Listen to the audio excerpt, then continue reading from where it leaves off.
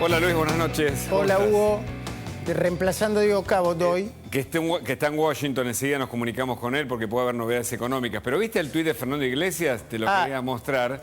Tremendo, a ver, compartámoslo por favor. Mira, acaba de explicar Fernando Iglesias, aprovechando el partido, la presidenta de la Cámara, Cecilia Moró, intentó retirar las designaciones al Consejo de la Magistratura que ella misma firmó, inválido, ilegal y servil a Cristina. ¿Cuánta negligencia? Y por supuesto hay un comunicado ahí de Juntos por el Cambio que acompaña este tuit. El Mundial, bueno, evidentemente es una oportunidad para el gobierno, ¿no? No, y además es un desastre lo que acaban de hacer. Muy probablemente, recién estábamos conversando en la mesa, enseguida vas a presentar a tus invitados, presionada por Cristina Kirchner, porque eso la perjudicaba, y ahora va a tener un problema, yo te diría hasta institucional, Cecilia Moró, con eso.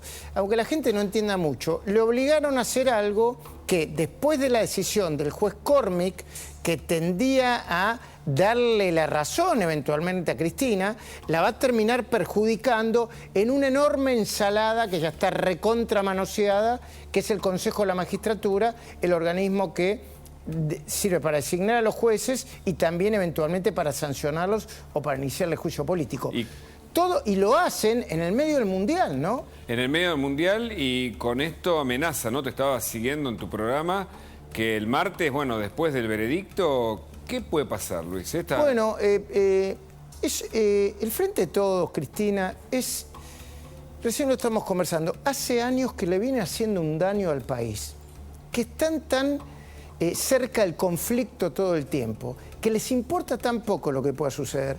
La agenda de Cristina es una agenda pequeñísima, personalísima, egoísta, dañina, mentirosa. El intento de defensa que quiso hacer ayer con las últimas palabras es un delirio, pero incorporaba datos locos y delirantes como que habría que prestar mucha atención, y la justicia lo ignoró, que Brenda Uriarte, una miembro de la banda de estos lúmpenes y marginales que son los copitos, sí, estaba siguiendo al juez Luciani y nadie le dijo a la vicepresidenta de la Nación que es una cuenta falsa del juez Luciani. Y Telan reprodujo esto. Y nadie se atreve a decirle a Cristina, señor vicepresidente, está diciendo mentiras, está diciendo pavadas. Y tiene a una parte del país en vilo, cuando la gente está muy preocupada por la economía, tendría que recorrer Cristina, pero no para actos partidarios blindados, el conurbano bonaerense, donde la gente está desesperada, para dejar de hablar de su pequeño, ella debe creer que es el más grande del mundo, y personalísimo problema, que es su problema judicial por el que eventualmente va a ser condenada el martes que viene. Sí, sí, y veremos, porque ahora mismo están reunidos los jueces, en estos días se están deliberando entre los tres jueces si finalmente es asociación ilícita o fraude a la administración pública. Sobre eso también nos vamos a ocupar. Gracias Luis por acompañarnos. No, gracias a vos. Muy bueno siempre tu programa, así que nos quedamos aquí por supuesto en La Nación Más. Un abrazo. Sí. Gracias. Bueno, y así comenzamos, Más periodismo, Diego Cabo, enseguida hablamos con él, está en Washington, puede haber novedades, un nuevo préstamo tal vez para la Argentina. Pero son horas importantísimas, es cierto que el Mundial nos tiene entusiasmados, la Argentina ganó y eso genera un ambiente interesante. Pero fíjate este título que aparece aquí atrás, que surge de conversación con fuentes judiciales. ¿Hay una asociación ilícita? Podría estar en pregunta, pero vale la afirmación. ¿Para la impunidad? Fíjate quienes están ahí atrás, sobre todo Cristina Fernández, ocupa un lugar central porque ella dijo que no puede ser juzgada porque el gobierno de ella no formó parte de una asociación ilícita. Habría que explicarle, una vez más, a Cristina Fernández, que la asociación ilícita, según el fiscal Luciani, entre otros, estaba conformado por 5 personas. Periotti de Vialidad, José López, Julio De Vido, Lázaro Báez y ella. Esa es la asociación ilícita. Por supuesto, son 13 además los procesados por esta causa en donde se defraudó al Estado. Ahora, ¿por qué Cristina Fernández es tan enfática y manda ahora a sindicalistas y a personas muy importantes que conservan cajas, entre ellos la Cámpora, a presionar en estos días diciendo que van a parar el Estado y que van a tomar medidas, algunas muy duras y amenazantes? Porque ahora mismo los 3 jueces del Tribunal Oral Federal número 2 están decidiendo ¿cuál va a ser la sentencia que van a contar formalmente el martes? El martes van a determinar dos cuestiones fundamentales. ¿Hubo asociación ilícita? Es decir, una pena que va de 3 a 10 años para un delito que básicamente se define como la conformación de un grupo de personas para cometer un delito a lo largo de un tiempo determinado, planificado, determinado por relaciones entre las personas de la banda, organizaciones y una metodología aplicada. Esto es lo que entiende que ocurrió el fiscal Luciani y el fiscal Diego Mola. Es decir, que allí hubo una planificación orquestada para defraudar al Estado en beneficio de Lázaro Báez. O los jueces decidirán que ese delito no es aplicable en este caso y que tal vez solo sea aplicable el delito de fraude a la administración pública, que lleva una pena de 2 a 6 años. Un dato al pasar. Fíjate que el Código Penal argentino es tan viejo que vender un cigarrillo de marihuana tiene una pena más alta que defraudar al Estado. Parece irrisorio, ¿no? Pero es cierto, por eso tal vez los legisladores deberían actualizar, y entre ellos, un hombre importante de la justicia, como es Borinsky, que forma parte del Tribunal de Casación, planteaba la reforma de un código penal, para que además las causas de corrupción tengan delitos ejemplificadores. Bueno, los 3 jueces están reunidos ahora, en estos días. Dicen los que conocen la labor del Tribunal Oral Federal número 2, que son absolutamente herméticos, que en esa decisión a veces no hablan ni con los empleados y que hay cierta discrepancia en si van a aplicar la asociación ilícita más la defraudación al Estado o uno de los dos delitos. En cualquier caso, el martes se conocerá solo el veredicto. 40 días después, esto ocurrirá aproximadamente en marzo, estarán los argumentos. Ahí recién vendrán las apelaciones. ¿Y qué puede pasar? Que Cristina apele y que la Cámara de Casación decida a favor del tribunal o a favor de ella, y que esto va a terminar seguramente en la Corte Suprema de Justicia en la búsqueda de este doble conforme que dilatará el proceso, tal vez como pasó con el caso de la venta ilegal de armas en el gobierno de Menem. Pero no obstante, la sensación de justicia ocurrirá el martes, porque por fin una primera causa de corrupción en la Argentina tendrá una sentencia, un veredicto. Después de muchos años de investigación y una denuncia que comenzó en 2008, de una instrucción larga, tediosa, que buscó muchas pruebas, y de un debate oral que también requirió de pruebas y de alegatos, por ejemplo, como el que hizo Luciani y Mola, recopilaron los elementos fundamentales para determinar que hubo una corrupción bien organizada.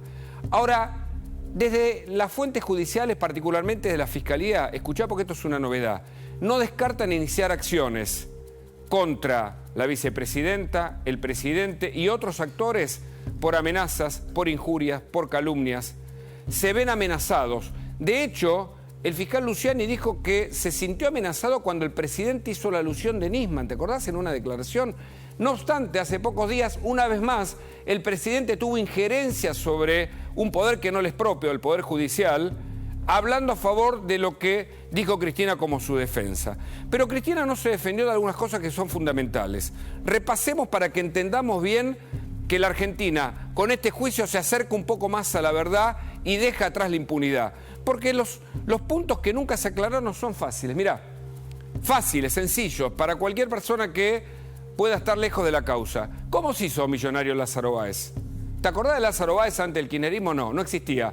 Era un cajero de banco al que recurrió Néstor en una relación de confianza, que luego de ser cajero de ese banco, se transformó en el mega empresario de muchísimos territorios que ya sabéis y propiedades y cuentas en el exterior y el Club de los 1.000 millones, etcétera, etcétera. Lázaro Báez adquirió Austral Construcciones, la armó él, pocos días de que Néstor Kirchner asumiera, pero además 4 empresas más. La sucesión Adelmo Biancalani, Candy Costilla, los Calzo y Curto, y todas las licitaciones eran para Lázaro Báez. No se podía presentar ningún otro que no fuera de Santa Cruz. Cada tanto se presentaba un tal Petersen y cada tanto tenía una obra pública. Pero fíjate, recibió él para su propio beneficio además la remediación de las canteras. ¿Viste? Cuando se intenta hacer una ruta se hacen canteras a los costados. Eso fue también algo que no se contó tanto y fueron fondos millonarios que el Estado le derivó a Lázaro Báez. Repasemos de nuevo esta y la siguiente placa. Y además, lo que no se dice y lo que el kirchnerismo intenta ocultar, que hay al menos 20 operaciones entre las empresas de Lázaro Báez y las empresas de los Kirchner. 20 operaciones. Y una visita, esto está comprobado, porque en las pruebas está, de un 23 de diciembre de alguien que pagaba las expensas de una de las propiedades de Cristina Fernández, pero que trabajaba en Austral Construcciones. Te repito, alguien que pagaba las expensas de una de las propiedades de Cristina Fernández, pero trabajaba, figuraba en la nómina de Austral Construcciones. Fue Olivos, un 23 de diciembre. Está registrado en el libro de entradas y salidas. Bueno, se sabe que esto es irrefutable, pero fíjate otros datos más que aparecen interesantes y que nunca fueron refutados en las 3 veces que Cristina Fernández habló de ella. Esta es la segunda placa. Mirá, el resto de las empresas no podían competir, está claro. Lázaro Báez recibió los miles de millones que ya sabés. No se hacían las obras, también está demostrado. Les adelantaban dinero, también se sabe. Cuando llegó el gobierno anterior, la única empresa que tenía todo el día era Austral Construcciones y el resto de las empresas de Lázaro Báez. Las obras las abandonaron y había sobreprecios. Este es el esquema fundamental por el cual el gobierno no puede responder, porque las acusaciones al kirchnerismo, en este caso a la vicepresidenta, y a los que están acusados en esta causa por corrupción, son contundentes. Pero atención, porque la Argentina puede ir un poco más hacia la verdad con un sistema democrático independiente o puede ir hacia una situación que roza la autocracia, cuando los poderes, en este caso, que están actualmente en el gobierno, el Poder Ejecutivo en particular, atentan contra o presionan a los jueces o atentan contra los fiscales en sus declaraciones, en sus dichos y en sus amenazas. Sobre estas cuestiones vamos a estar pendientes de acá al martes, porque ese día será muy importante para la Argentina. Mirá lo que dijo Cristina Fernández en los últimos días, mirá.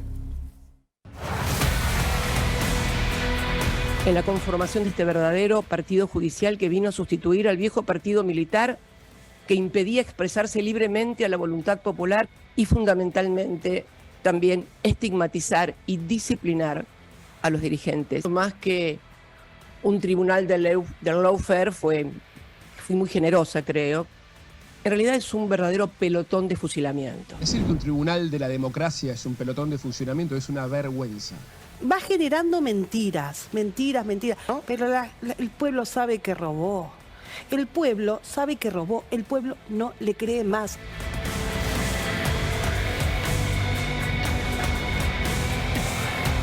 Creo que demostró con hechos concretos, con pruebas, lo que significó todo este juicio, la gran mentira, la gran difamación, el armado de todo esto. La persecución sobre Cristina no es algo que tenga que ver con delitos del Código Penal, sino es una persecución que tiene que ver con el Código Electoral. Están persiguiendo a una persona 2 veces presidenta, actual vicepresidenta, por las cosas que hizo bien.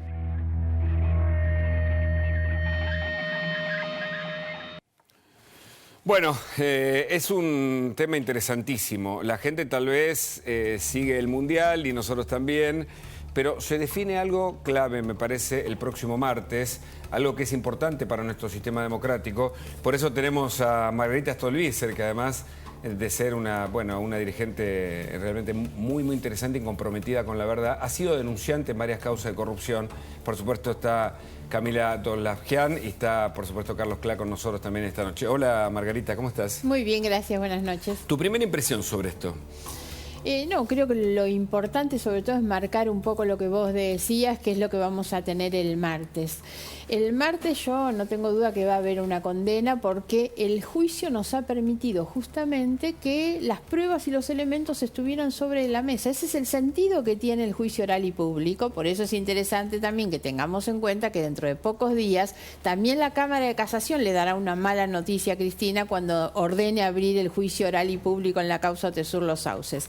El juicio es justamente Del cual eso. sos denunciante. Claro, soy denunciante. Que es fundamental, porque es la parte en donde retorna parte del dinero dado. Es la otra parte, ¿no? Es la otra del parte. mecanismo. Porque las causas hay que Ese es mirarlas capítulo 2. siempre integralmente. Claro. Estas y algunas otras de las que no se habla mucho, pero que las hay también. En realidad tendríamos que marcar, yo creo que la investigación de Diego Cabot sobre la causa Cuadernos, que yo le llamo más la causa Arrepentidos que Cuadernos, ha sido central, como es esta causa de vialidad, que son las que explican el dinero de las coimas, digamos, el dinero de la corrupción. La otra causa, que es la causa de Sur Los Sauces, es la que explica cómo se buscaba llevar ese dinero de origen ilegal a darle una apariencia de legalidad a través de la contratación de los hoteles y los alquileres. A lo que hemos visto en estos días, no solo por esta última intervención que escuchábamos recién de Cristina Fernández, es que la mujer está totalmente sacada. En esta búsqueda alocada de su impunidad, creo que ya no tienen límites, por eso echan mano al Consejo de la Magistratura, que todos sabemos perfectamente, tampoco es que ahí puedan hacer demasiadas cosas a esta altura, pero ella tiene además una enfermiza sed de venganza y de rencor sobre los jueces, entonces también desata su furia de cualquier manera, ¿no? Yo lo que quisiera que puntualizáramos por ahí algunas cositas más sobre lo que se está investigando, sobre lo que quedó demostrado. No nos olvidemos que además, previo a haber escuchado a los fiscales Mola y Luciani, es una causa que tiene todo un trayecto. Siempre hay que reconocer que el denunciante de esa causa es Javier Iguacel. A mí me parece que esto es importante porque muchos han tratado de apropiarse de la causa. Esa causa es de Iguacel. Iguacel, de los pocos funcionarios que cuando llega a la gestión, fines del 2015, ordena una auditoría sobre su área, hace un informe técnico y eso lo lleva a la justicia porque detecta que hay delitos. Eso es lo que origina la causa y después se sucedieron fiscales y jueces que intervinieron y todos llegaron a la misma convicción, que es la cantidad de irregularidades que se cometieron con la finalidad de enriquecerse, de apropiarse de recursos del Estado. La asociación ilícita es un delito que claramente está configurado, porque recordemos que la asociación ilícita es la organización de 3 o más personas con la finalidad de cometer delitos. Está hablando de una estructura, de una organización, de un plan, de etapas, de asignación de roles dentro de esa organización. Y tengamos en cuenta esto, el código, la tipificación del delito no exige que el delito se cometa. Dice que la asociación ilícita se configura si la organización se arma con la finalidad de cometer delitos. Ahora, ¿qué ocurre en esta causa? Los delitos se cometieron y las pruebas están. Por eso el fraude. Y por eso es lo que sirve de prueba contundente para demostrar la asociación ilícita. ¿Y por qué te parece que puede haber discrepancias ahora mismo entre los 3 jueces, que es normal y es saludable que así Es sea? sano, ¿no? Es sano que puedan debatir los jueces, ¿no? Totalmente. Es lógico. Para eso es el juicio oral. El juicio oral es el momento del debate público de las causas y después, obviamente, que los jueces también tienen su debate. Sí. La asociación ilícita, se ha creado este mito de que es difícil de probarla. La verdad, primero descartemos totalmente que para probar una asociación ilícita haya que haber un contrato. Yo escucho a muchos que dicen, no, pero no hay pruebas, no hay nada escrito. ¿Pero qué pretendían? ¿Que diera ella una orden escrita diciendo vayan a darle a Lázaro Báez? Ahora, no hay duda y las etapas y los roles son muy determinantes de la configuración del delito. No nos olvidemos, la primera etapa, esto es, vos lo marcabas recién, Lázaro Báez era un empleado de banco en el 2003. Ellos lo crean, lo inventan como empresario de la obra pública sin tener ningún antecedente. En simultáneo, llega Néstor Kirchner a la gestión y Néstor Kirchner tiene un incremento de su patrimonio muy fuerte alrededor del 2008 con la ayuda de Báez, que es cuando compran los hoteles que son los que van a servir para cerrar las maniobras. Alto Calafate, y esas Los Duna, sociedades, Los Sauces, que son administrados por la sociedad Valle Mitre de de Lázaro Báez. Entonces, esa es la primera etapa. Y después lo que hacen es traerse toda esa estructura de amigos, de gente de confianza de Santa Cruz, que instalan, digamos, con la finalidad de direccionar. La tercera decisión, ¿cuál es? Es que de todo el presupuesto de obras públicas nacional se iba a concentrar en la provincia de Santa Cruz, a punto tal que Santa Cruz, con el 0,5% de la población, recibe durante esta gestión el mismo porcentaje en obras públicas respecto al total nacional que la provincia de Buenos Aires, que tiene el 38% de la población total del país. Impresionante. Eso es un escándalo. De toda esa cantidad de obras que recibe Santa Cruz, Lázaro Báez obtiene el 80%, bien direccionado. Otro dato a lo que vos marcabas recién es que además le hacen, en esto de armarlo a él, empresario de la obra pública, le hacen a él quedarse con medios lícitos y no lícitos con esas otras empresas que él va comprando. Entonces lo que termina habiendo son licitaciones simuladas, no son reales, que sirven para que siempre ganen los mismos, porque o ganaba Austral o ganaba Can. Ahora me acordé de Gotti, la otra. Gotti, Los Calzo, Adelmo Biancalani, pero Austral Construcción. Además de que servía para que siempre la empresa que ganaba era de Báez, ¿para qué más servía?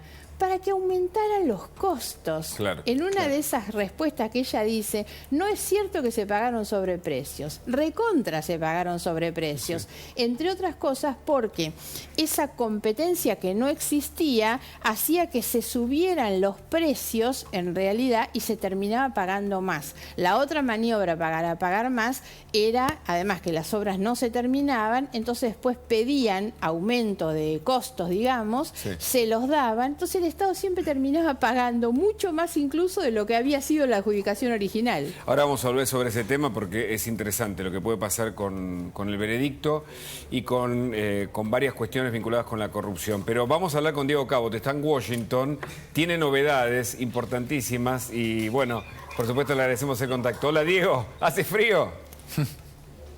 ¿Cómo andás, Hugo? ¿Cómo andan? Un gusto. Saludos a la mesa. Sí, está fresco, pero no es ese frío para el que veníamos preparados, la verdad. Había un pronóstico de más frío. Todavía se puede andar relativamente tranquilo por aquí. Todo navideño, todo motivo navideño. Imaginarás ya toda la ciudad empapelada, ¿no? Por supuesto. Por aquí anda no solamente el gabinete de Massa, sino que también anda Macron en un viaje que tanto el Palacio Eliseo como la Casa Blanca le han dado muchísima importancia a partir del nuevo reencuadre que hay que darle a Europa, así que andar por la ciudad es complicado. Macron anda de una agencia del Estado a otra, por lo tanto está toda la ciudad llena de banderas francesas y también lleno de policía cortando las calles, así que es un problema moverse, especialmente en algunas horas del día por Washington. Pero como te decía, por aquí anda la misión del fondo, o mejor dicho, la misión que tiene que negociar con el fondo. Está Rubinstein, Lavagna y algunos otros funcionarios, Matpú. No vino Massa esta vez, es el staff técnico que viene a hablar justamente con el staff técnico del Fondo Monetario para tratar de destrabar, para entenderlo. Lo que está sucediendo ahora entre la Argentina y el fondo es un préstamo que hace el fondo para que la Argentina le vuelva a pagar la cuota que le debía pagar, ¿no? ¿Se entiende? Sí, sí. Como para que en los números no aparezca un default. Claro. Entonces te presto 5.000 para que me pagues 5.000. O sea, no es increíble, pero no es es así. que los 5.000, digamos, claro, pasan a engrosar las reservas o se convierten en algún tipo de préstamo efectivo, ¿no? Sino que son mecanismos que tienen los organismos internacionales, todos lo usaron y lo usan con Venezuela, por ejemplo, desde hace muchos años. Entonces, todos los años como que renegocian ese préstamo. Con la Argentina es un programa, la verdad que acá lo que se percibe acá es como que era lo único que se podía firmar en aquel momento. Estamos hablando de cuando se firmó el acuerdo del año pasado, que es un acuerdo posible y no ideal, que no dejó conforme a nadie, que tampoco al fondo dejó conforme, porque en realidad el fondo lo que quiere es que justamente, digamos, esa hoja de ruta, como que le caiga bien a Wall Street, ¿no? Para que Wall Street le vuelva a prestar a la Argentina en algunos años y que a partir de eso el fondo se pueda empezar a volver a cobrar su deuda. Correcto. Eso no sucedió obviamente con este acuerdo, pero es el acuerdo posible y dentro de los pocos pasos que se han establecido, la sensación que hay acá es que el camino que está trazando ahora Massa es el que se debería transitar para llegar a una racionalidad económica en algún momento, que no se sabe cuál es el tiempo, y finalmente, digamos, acordar algo posible, que la Argentina vuelva, digamos, o que regrese a los mercados de crédito para volver a tomar, por así decirlo, deuda privada y que eso empiece a ayudar a que el fondo vuelva también a cobrarse su parte, ¿no? Claro. Hola Diego, buenas noches, ¿cómo estás? Pregunta, una de las cosas que se está barajando en este momento es la posibilidad de que la meta de reservas se convierta en bianual. Es decir, en vez de tener que acumular 6.000 millones de dólares en el lapso, por ejemplo, del 2022, que se tenga que hacer entre 2022 y 2023. Esto que sería un cambio importantísimo en el acuerdo, ¿lo ves viable? ¿Es algo que se está hablando en Washington? Mira, acá lo que se habla, digamos, en realidad uno nunca va a estar en las negociaciones donde están sentadas las dos partes de la mesa, ¿no? Cuando habla con fuentes de un lado y con fuentes de otro, la sensación que hay es que el fondo no tiene previsto, no tiene muchas intenciones de volver a cambiar las metas. Es preferible ser un poco pragmático, esa es la sensación que hay cuando uno, como te digo, habla con uno de un lado y otro de la mesa, es la sensación que hay de mantener más o menos el esquema y por así decirlo, como un dejo de prolicidad, ¿no? Pero claro, cuando uno habla con los funcionarios argentinos, dice, no, venimos a pedir esto, a pedir el otro, o a intentar lograr tal o cual cosa. Acá, como te digo, hay una sensación de que lo que viene el año que viene es un año complicado, básicamente por la posibilidad de que todas aquellas metas acordadas sean un poco más laxas con la llegada de las elecciones, con todo lo que significa una campaña electoral en la Argentina, ni más ni menos que presidencial. Entonces hay una vista bastante más puesta en aquello que en esto, ¿no? Entonces la sensación que a mí me queda de haber andado estos días por acá es que esta meta seguramente se va a aprobar. Hoy hablaba con el embajador Argüello, y dice, no hay prácticamente ningún obstáculo para que eso suceda. Y que el año que viene se irá viendo, ¿no? A medida de que avance el año, de que avancen las campañas, de que avancen las promesas, de que avance la sensación o la intención de oficialismo de, por así decirlo, ser más laxo con el gasto. Y ahí se irá viendo, ¿no? Pero la sensación que hay es que esta meta se va a pasar, te diría, bien, digamos, con una revisión relativamente prolija. Claro. Claro. Bueno, otra de las cosas que se confirmó hace apenas algunos minutos es que el Banco Interamericano de Desarrollo volvió a aprobar otro préstamo a la Argentina. Mi pregunta es, ¿qué está pasando con el BID? ¿Por qué le sigue prestando? Ya van 1.200 millones de dólares en el último trimestre. ¿Qué es el BID para nosotros en este momento? Bueno, la Argentina tiene como, obviamente el Fondo Monetario está fuera de ese parámetro te diría por la magnitud de la posibilidad, o por el tamaño de la chequera, para decirlo un poco más en castellano nuestro. Pero también está el BID y la CAF, ¿no? Que son dos organismos que prestan y mucho. Tampoco les interesa a ellos que caigan en default. Hay muchos préstamos que también son para repagarse, otros son para inversiones. Ellos tienen otro foco, digamos, es distinta, no son, o sea, prestan puntualmente para proyectos, ¿no? Sí. O sea, bueno, esto es para construir la terminal de no sé dónde, claro, o la red de agua. Tiene otro estatuto. La verdad que son distintos, son otros montos. Estamos hablando de centenares de millones de dólares, y en el otro estamos hablando de miles de millones de dólares, ¿no? O de decenas de miles, ¿no? Claro. Entonces es otro parámetro, es otro rango, son otros montos. La Argentina no ha caído históricamente en default con esos organismos porque las cuotas son más pequeñas. Entonces, obviamente en este momento la Argentina, por así decirte, 500 millones son noticia, pero para que ustedes tengan idea de lo que significa eso para una economía como esta. Yo llegué acá esta semana y estaba, el viernes fue el famoso, los días de ofertas, de ciberofertas aquí en Estados Unidos. Entre el viernes y el lunes recaudaron o se vendieron en los de Cyber Friday nuestros, o en los Cyber Monday, se vendieron 11.500 millones de dólares. O sea, comercializaron 11.500 millones de dólares. Para que ustedes tengan idea el tamaño de esta economía y lo que significa un préstamo de 500 millones de dólares de un organismo real. Sí. Obviamente a nosotros nos mueve el amperímetro, pero el Cyber Friday, por ejemplo, del viernes ampliado al lunes, acumuló 11.500 millones de dólares. Entonces los números son muy, muy grandes y realmente aquí lo que mueve el amperímetro es la relación del gobierno argentino, del anterior y del que vendrá, que seguramente también será vectorial del gobierno que viene, con el Fondo Monetario Internacional. Y ahí sí se debe de verdad, y ahí sí hay que hacer los deberes para lograr mantener ese crédito abierto. Nos quedamos con ese dato, hay que hacer los deberes. Ojalá que el gobierno pueda hacer. Dale, Diego, claro. Les cuento una pequeña cosa más. Hoy en la embajada nos confirmaba Arguello que en esta semana posiblemente se firme el famoso acuerdo de intercambio de información entre Argentina y Estados Unidos por las famosas cuentas del exterior de argentinos.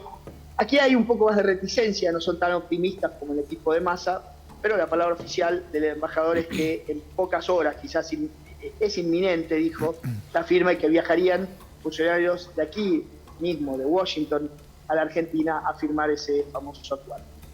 Mirá vos. Bueno, veremos, ¿no? Si es para todos o para aquellos que en su momento blanquearon, ¿no? Esta es la duda que hay. Bueno, en principio debería ser para todos. Me parece que son términos del acuerdo también que se están terminando de negociar. Pero en principio debería ser para todos, ¿no? Hay que ver si Estados Unidos acepta para los que le blanquearon, porque realmente a Estados Unidos eso no es un universo relevante. O sea, en realidad a él no le interesa qué sucede tributariamente en Argentina, ¿no? Claro. ¿Puedo hacerle una preguntita pequeña? Sí, Margarita, cómo no. Diego, buenas noches. No, yo te quería hacer una pregunta. Hola, Margarita, ¿cómo andás? En el terreno de lo político, ¿no? Porque acá estamos con el Zócalo que dice el Fondo Monetario y el gobierno negocian con el fondo. ¿Cuál es la lectura política que hay de un gobierno cuyo presidente tiene un grado de debilidad muy notable y una vicepresidenta que en marzo mandó a votar en contra del Fondo Monetario, ¿no? ¿Esto aparece en algún lado, este comentario político? Bueno, vos viste que aquí no hay funcionario que no se haya entrenado, ¿no? Para hablar. Aquí en todos lados. Los funcionarios son muy cautos. De cualquier manera, te diría que eso es parte claramente de, digamos, de todas las instituciones, todas, ese parámetro de que, como te digo, un poco es lo posible, ¿no? Lo que está haciendo con la Argentina es realmente lo posible. Sí, se corta justo. No sé. Bueno, no terminamos de escuchar lo último que nos dijo, pero... Es que no estábamos preparados para esto, que Margarita le pregunte a Diego. Normalmente es al revés, el sistema no funcionó. Pero interesante. Le mandamos un abrazo a Diego para recobrar la comunicación en cualquier momento con él y que siga trabajando desde Washington. Abrazo, Diego. Ahí está. Bueno, mientras seguramente el gobierno va con bombos y platillos, sin merchandising del Mundial, esperemos, a celebrar este supuesto nuevo préstamo para pagar lo que ya debe.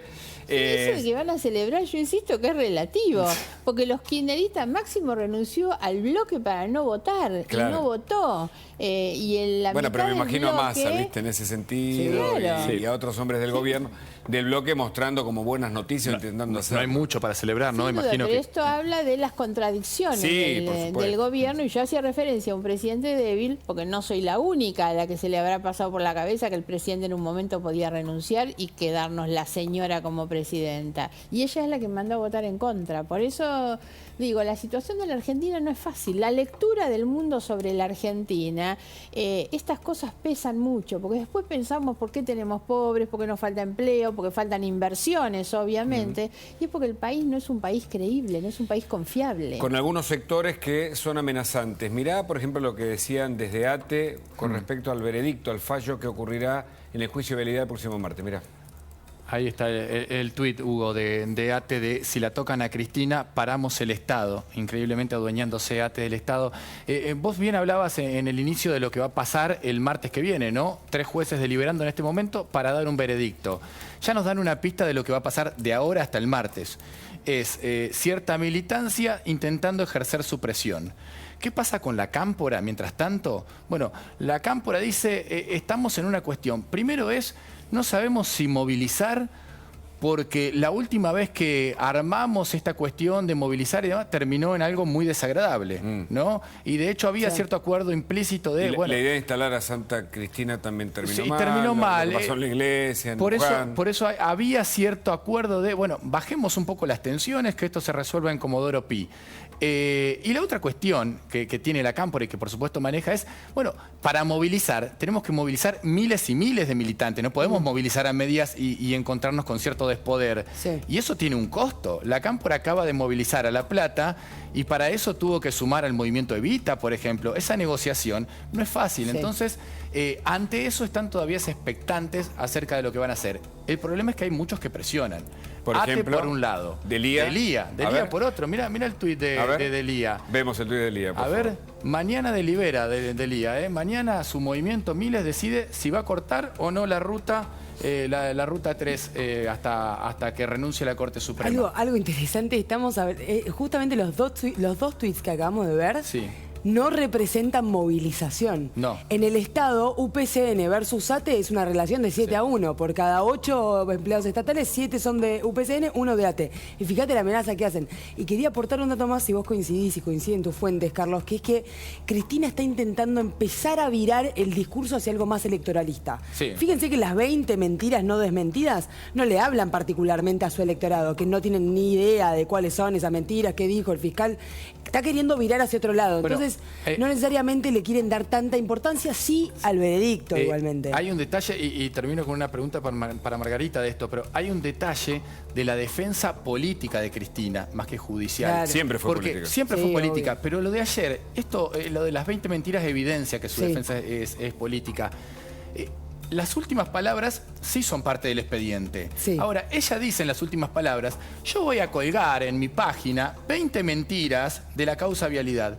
Eso que ella cuelga en la página no es parte del expediente. O sea, Cristina podría haber utilizado ayer sus últimas palabras para decir, tengo 20 mentiras que contarles de la causa vialidad. Por eso hablamos que ella dice que no se puede juzgar la asociación ilícita de un gobierno. Claro. En realidad no es un gobierno en una asociación ilícita. Son personas que cometieron una asociación ilícita, ¿no? Bueno, y derivo en esto, Marga. ¿Crees que su defensa es plenamente política o que tuvo algún argumento judicial? No, ninguno. Así fue. Ayer fue su última, digamos, participación, pero en todas las anteriores igual. Ella no solamente no hace su defensa judicial, sino que en todas las oportunidades lo que hace es hablar de otras causas, hablar de otras personas, traer cuestiones a colación que no se están discutiendo en esa causa.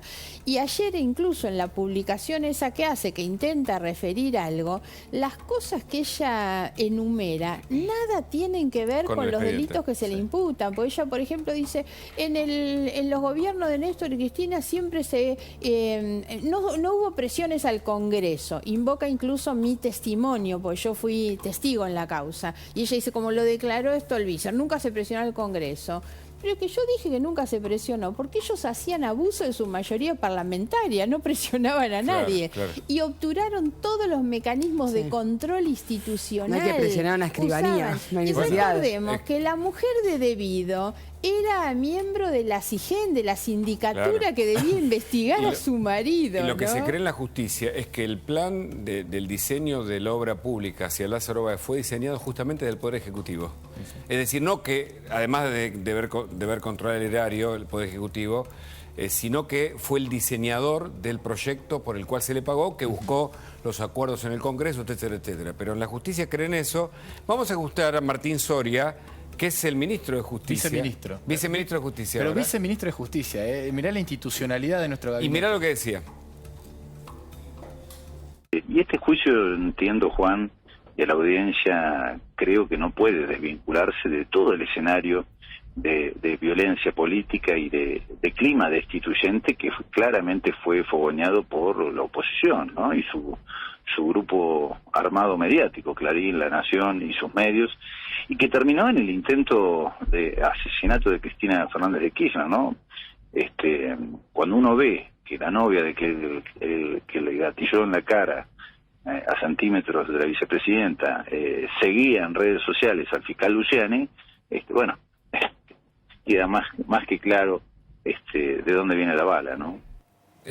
Soria es ministro de Te Justicia. corregí mal, Sí, perdón, no, mil disculpas. No, pero lo que quería decir sobre Soria es que debería explicar todavía cómo parte de los fondos, los empleados judiciales de la provincia donde estaba Soria, pagaban aporte que se investigó en la justicia, una cosa que todavía está dormida. Soria Pero cuando debería investigar muchísimas, explicar muchísimas cosas, porque él es el ministro de Justicia del cual dependen las cárceles, que es de donde se arman muchísimos de los delitos que tienen que ver con las bandas. Todos sabemos que los delitos más graves que se cometen hoy, me refiero a los homicidios relacionados con el narcotráfico, se arman en las organizaciones adentro de las cárceles. Sabemos que los que están adentro de las cárceles utilizan muchas veces los teléfonos oficiales de los penitenciarios. Bueno, este hombre debería dar explicaciones de todas esas cosas. Y Mena, que es el viceministro de Justicia, estuvo a cargo del servicio penitenciario. Con lo cual la relación con las cárceles, los teléfonos celulares que se usan como bien, que fueron una excepción para la pandemia, pero por ahora siguen usándolo,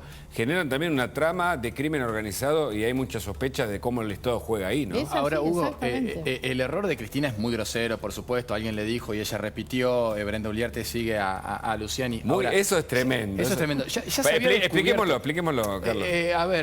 Cristina en sus últimas palabras dice, y encima Brenda Uliarte sigue al fiscal Diego Luciani en Facebook. Qué casualidad, ¿no?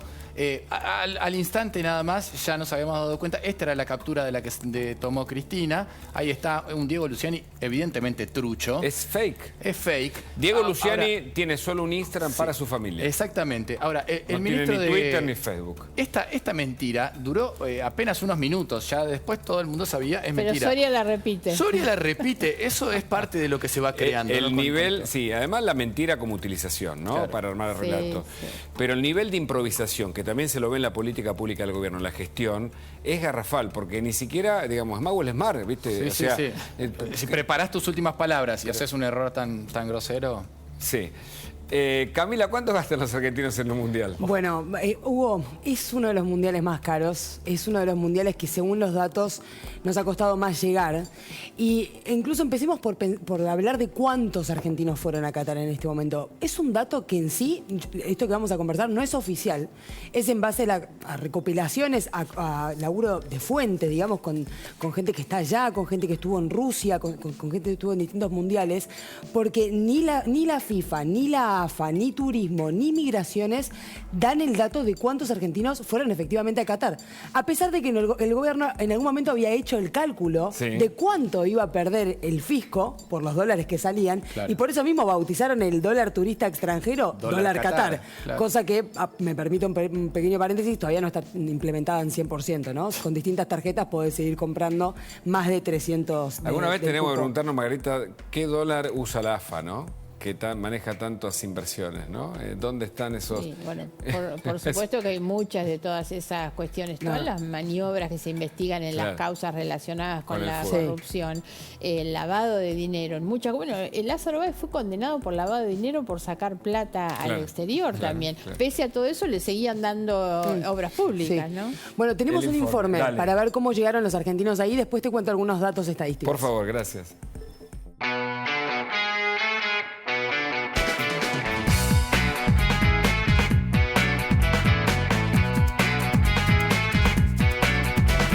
Estamos en el lugar más turístico de Doha, donde los argentinos hacen el banderazo, donde piensan en la escaloneta, en Messi, en Argentina. Pero ¿piensan en eso o en el dólar Qatar, dólar blue, inflación?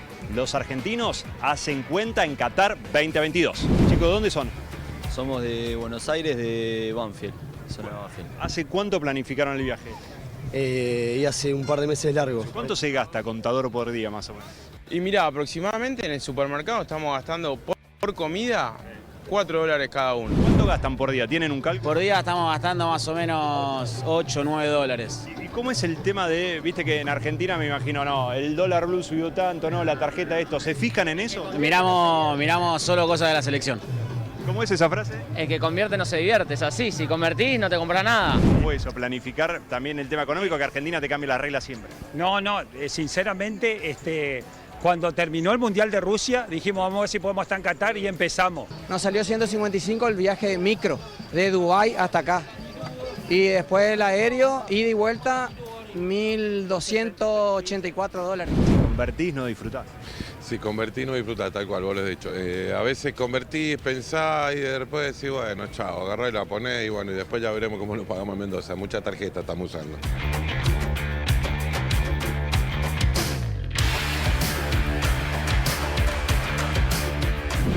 Vas al Mundial de Qatar. ¿Cómo hiciste para pagarlo? ¿O cómo haces con lo económico para afrontar ese gasto?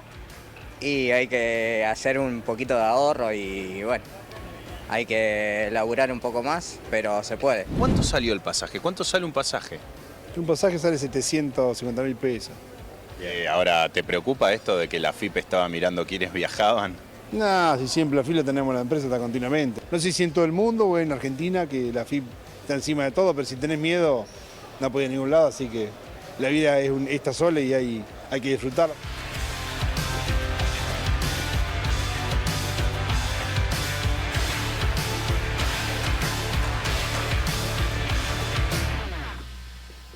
Buen informe del rifle. Camila, Sí. los datos. Bueno, Hugo, justamente es lo que decía, ¿no? Si convertimos no disfrutamos. Sí. Los datos muestran justamente eso. Sí. Tenemos una placa para ver cómo cambiaron Por las favor. variables entre, por ejemplo, el Mundial Rusia 2018. Ahí la tenemos, mira.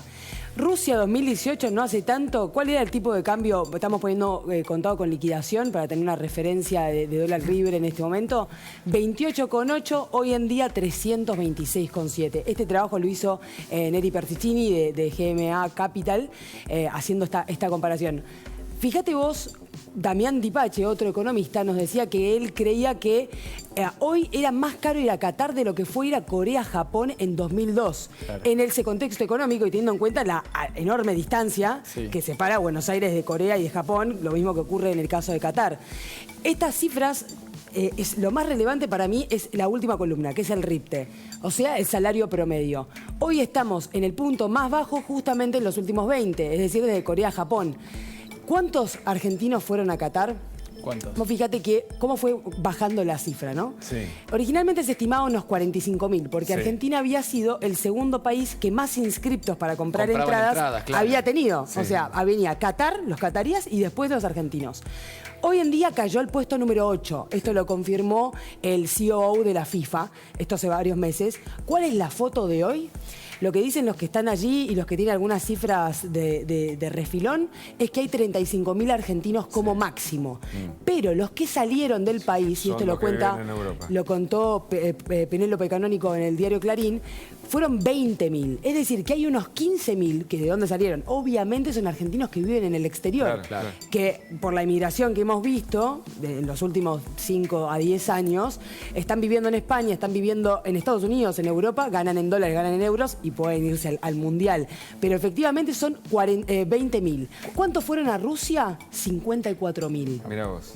Así O son sea las que, cifras. claro, bajan No la vamos, cantidad. ¿no? Ya no llegamos pero para el no sábado. sé, Y para con la el final. valor de los pasajes, No creo que digamos no, nada, ¿eh? no Ojo, digamos porque nada. ese número no contempla a los que están sacando boleto ahora, ¿eh? Claro, Bueno, claro, subieron Después del 670% las búsquedas para ir a Qatar por cuando Argentina ganó con México. Y después vamos a ver un poquito de cuánto te saldría en este ¿Cuánto momento cuesta? si estuvieras en Argentina o en Brasil. Para jugar, para Dale, ilusionarse dale. uno. Por supuesto. Quédate, más periodismo, dale. Bueno, entonces los argentinos que van al Mundial de Qatar son menos, aunque ahora se suman algunos más. Camila, sale carísimo. Sí, carísimo, Hugo. Mira, hoy hice la prueba de ver cuánto salía, porque por ahora estamos clasificados los argentinos y prácticamente los brasileños, así que cuánto salía a salir de cada uno de los lugares. Sí. A nosotros hoy un pasaje promedio de salida el 11 de diciembre nos saldrían cerca promedio 950.000 pesos. Ahí vamos con esa placa también, que esto era agosto 2022, para mostrar lo que nos costó ir también. Ajá. En Brasil, un promedio de 390. O sea, prácticamente la mitad tercio. desde Brasil, que esto es a tipo de cambio nuestro, ¿no? Estoy intentando reflejar en pesos. Bueno, en agosto de 2022, estos son datos de Skyscanner, que es una página muy conocida de viajes y de análisis de los viajes. Vos fíjate, esto es un poquito de una chicana con los chilenos, perdonen.